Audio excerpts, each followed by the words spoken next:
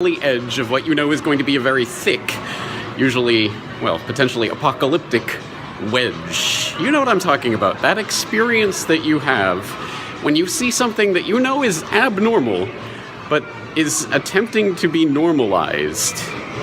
Oh yes, when you're walking around in the stores and you see cute and cuddly little characters like this. Oh, konnichiwa, Peppa-san. Oh, how cute. It's Pepper, the SoftBank robot, here to help you with your needs. Peppa-san, Uniqlo 探してるんけど、どちらでしょうか? So ka. The ostensible reason that this is here is to help customers find their way around the mall.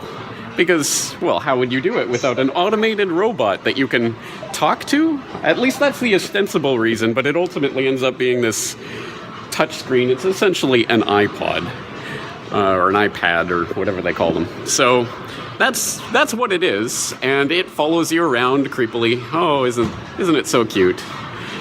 Oh, I'm over here now, Pepper. I'm over here. So I think we need a word for that experience when we have that kind of moment in our daily lives. And you know what I'm talking about. You know that is obviously not there to help you find your way around the mall, which could be done in any other fashion, even just a physical printed 2D map. But no, it's there to condition us into the new society. Oh, robots, aren't they so cute and cuddly? Oh. I mean, there's a number of things that is deeply unsettling about that. One, of course, is this idea of the normalization of the abnormal, and perhaps that's been programmed into us by our Hollywood programming. I think, for example, of the opening scenes of iRobot, no, not the actual book, the Will Smith movie with the robots walking around in everyone's everyday life, and it's just like it's completely normal. Or I think back to the beginning of the Animatrix, where they show the beginning of the robot takeover and what that was like. Those are the images that float through my mind as they attempt to normalize these types of robotic technologies that are now increasingly in our everyday life.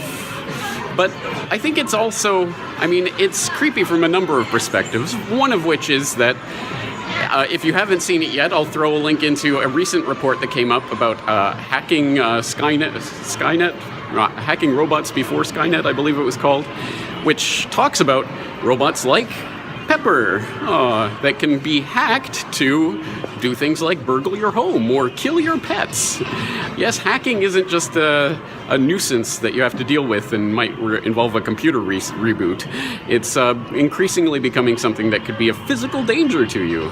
Yay, and that's just one of the many things that we have to take into account with this technology that is now coming into view, literally coming into view. So I think we need a word for that experience that we have when we encounter that, and we know this is just a PR attempt to get us to accept this as the new normal, and we can see where this is going. I think that's a particularly unsettling feeling, and one that I think we're all experiencing in our daily lives more and more. I'd like to hear about your experiences with that, but I'll just relate one more little tidbit about Pepper.